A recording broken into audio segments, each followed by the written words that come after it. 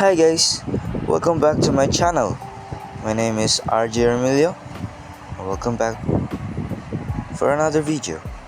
At ngayon ay dahil nga merong nagka-problema tayo sa ating world na ginawa dahil experimental yung ginawa na yun at hindi siya pwedeng isave. Kaya na-delete ito at hope you enjoy na lang dahil gumawa ako ng bago. At yun lang. Enjoy the video. Ang ginawa natin sa ating new world ay kumuha tayo ng bonus chest.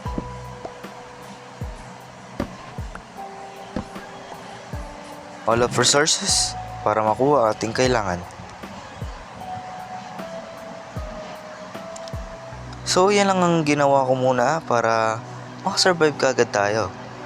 Meron tayong wheat, bread. Yan. And next naman ay kumuha tayo ng woods.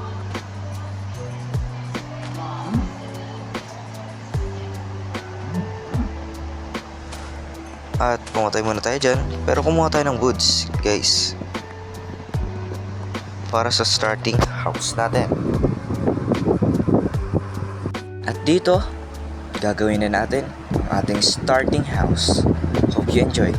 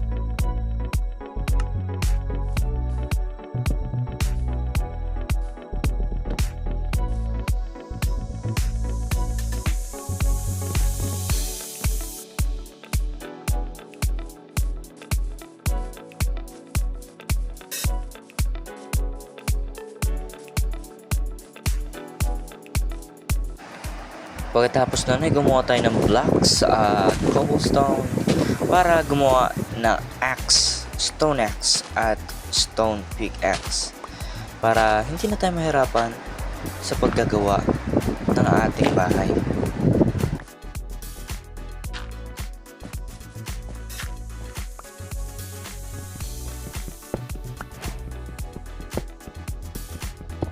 Pagkatapos nun ay pumutol ulit ako ng puno sa mga nagkulang na mga blocks para sa bahay.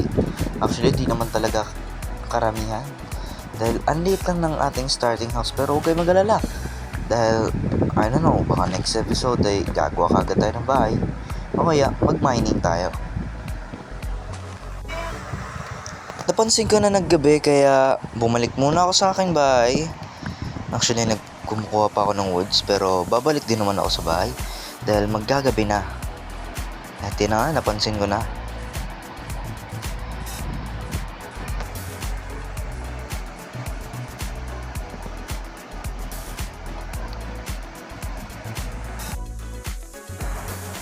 At yun, ito na ang ating day 2 ng ating Minecraft.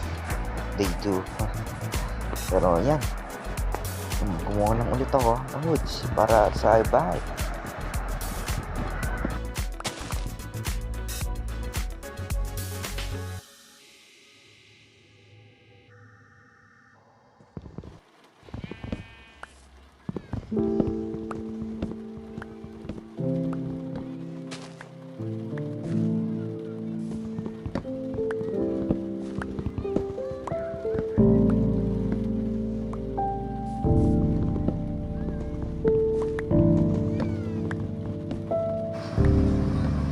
So, ito yung pinaka problema ko tuwing naglalaro ko ng Minecraft. Lagi siya, it is not responding yan, like that.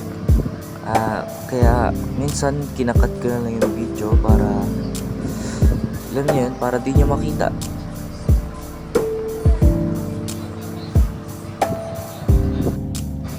So guys, tuloy yung laro natin. Kaya, yan, nakabalik tayo ulit. At,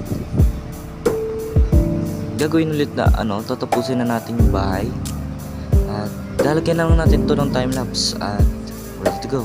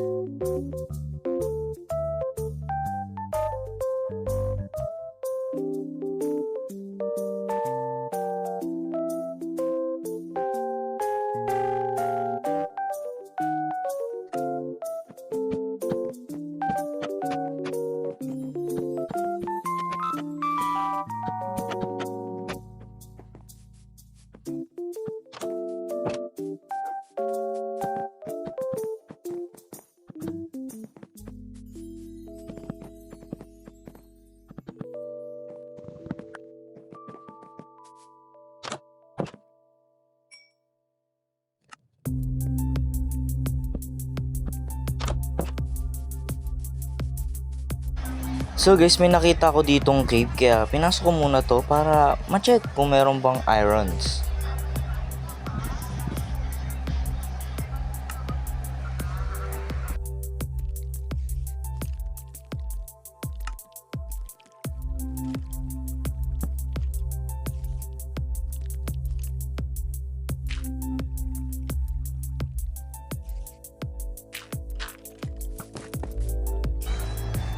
Ngunit nakakita tayo ng coal at okay lang, pero maraming mob sa baba kaya doble ingat tayo, baka mamatay tayo bigla.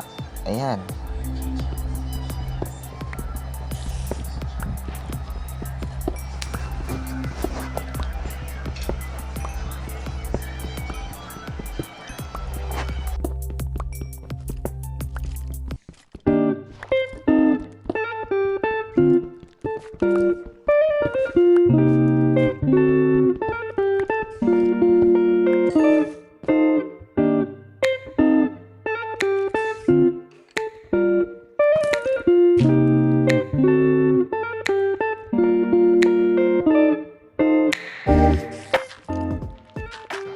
So dito wala naman akong ginawa kundi patayin na lang sila at para iwas para libutin naman yung cave.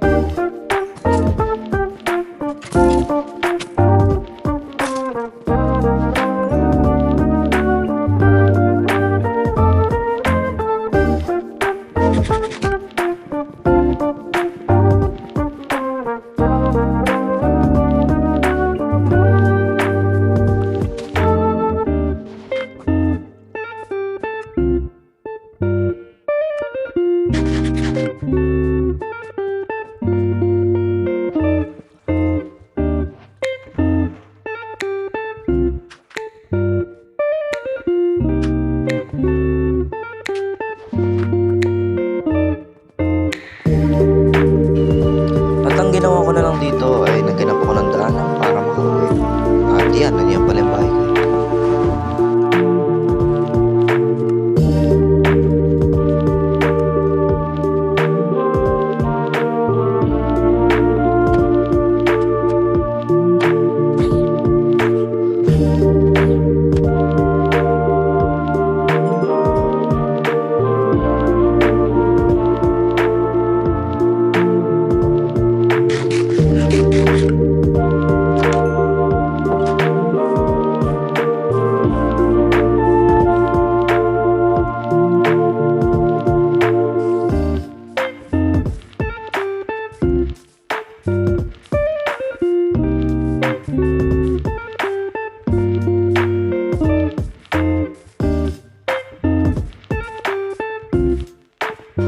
So tinry ko naman pasukin yung ibang mga cave dito para ma-check lang naman kung talagang may iron o wala. At sa tingin ko wala naman talaga.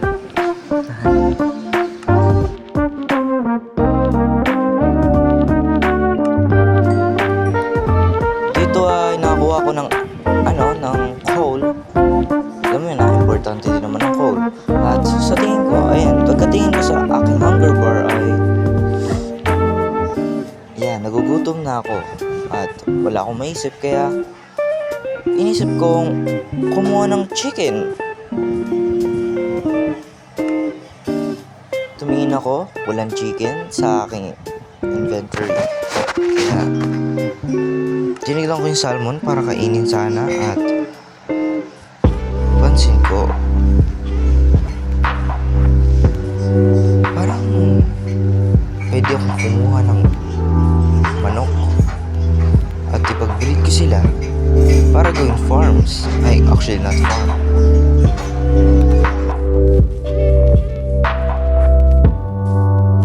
Sabi nakakita ko ng baka. At yan, chicken. At naisip ko,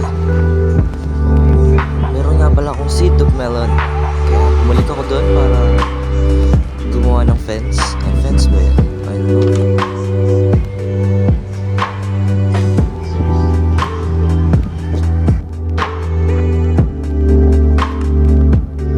Nagulat din ako dahil meron pala akong pagkain sa nilagay kong furnace at napakamakalimutin ko na, guys. Ay.